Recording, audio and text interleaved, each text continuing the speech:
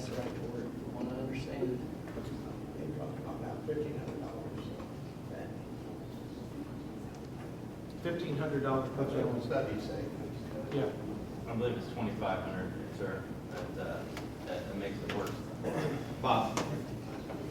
State Senator. My name is Chuck Toth. I'm from Terre Haute. I work for the Laborers and Hod Carriers Union in Terre Haute. I'll be Mr. Heaton's opponent, hopefully, and after our primary in the Democratic Party.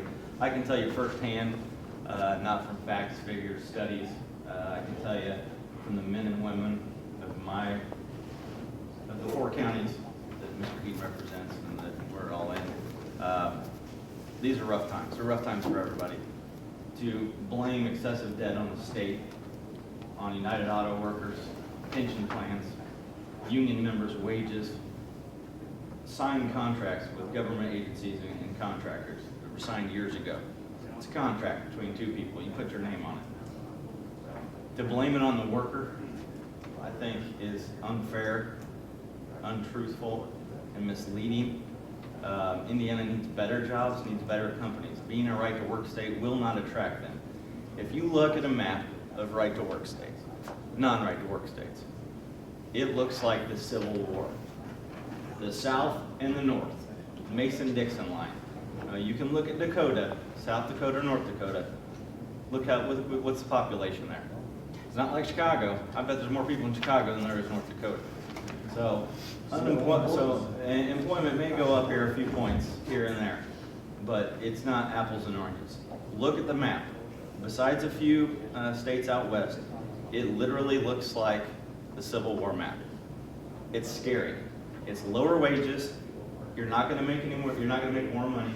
You're not going to put your money in a savings account. You're not going to spend it. You're not going to invest it in insurance companies, car companies. Is there a question in here? I mean, we brought our representatives out to ask questions. I mean, we can sit around and talk right to work after if you'd like.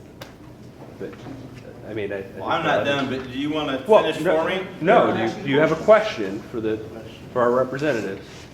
My question is, well, the gentleman behind me asked if you could cite which companies have not come here. That didn't get answered, so I suppose that could be my question, but why specifically, Mr. Heaton, do you think right to work is good for Indiana? Well, for one thing, Mr. Toth, you've got, what about the 300,000 Hoosiers that are out of work? That's bad. In a 0% tax bracket, okay? And if you say, and Jeff mentioned, who are these companies out here? I try to get those lists of companies, and they won't give them to me, but they say they're out there, okay? I know for a fact, and I'm not going to mention this company, that will probably expand in this area by 400 jobs if Indiana becomes a right-to-work state, okay? Now, will it happen? I don't know, but this is what I've been told by local elected officials, okay? So, but if I had 16 or 17 companies, lists that, okay, here's the list that's going to come, would that satisfy you? Maybe not. I don't know. I don't know. It would support. But the thing of it is, how do we know? The site selection group, okay, from Chicago or wherever, that organizes this, that has these names, okay, and they want to expand. Number one, there's got to be a very good workforce. Number one, okay, and there's climate conditions, the environment, and whatever the case may be. There's a lot of factors involved. Sure. Okay, and I've seen that right to work. If you're a right to work state, that's number 3 on the list as far as why a company may want to come to XYZ state, whatever where it's at, okay? And I've heard some on your side that says, well, that's probably 15th on the list instead of 3rd on the list.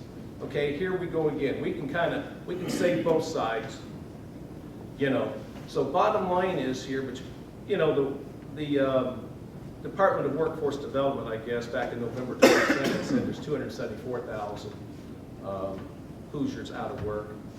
Maybe it's 300,000, maybe it's 250, maybe it's 400, whatever.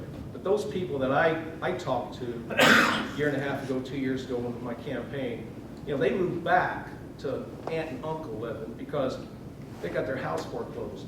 They've been out of work for a year and a half, 2 years. Do you want to blame it on President so-and-so or this person or that person? People do it. Why is that? Is it because the undocumented, illegal Mexicans coming up here to work? I don't know. Is that a factor too? Probably has maybe something to do with it. But it's, people are struggling. We look at the teachers. They've been a right to work situation since 1995. Okay, talk to teachers on both sides of that. The teachers that are not in the union, they like not to be in the union. Very good teachers that are union teachers. Lou will probably back that up. But anyway. But that's been good enough for the teachers for the last 16, 17 years. But, okay, you could, yeah, and again, a teacher who, everybody will have their viewpoint and so forth, but I mean, what, 59,000 still in the ISTA? But I'm sure but 15, 16 years ago, if we do this, look what's going to happen, and nobody will be a member of the teachers union and so forth, but they're alive and well out there. But she had a question. Yeah, Martha Toth.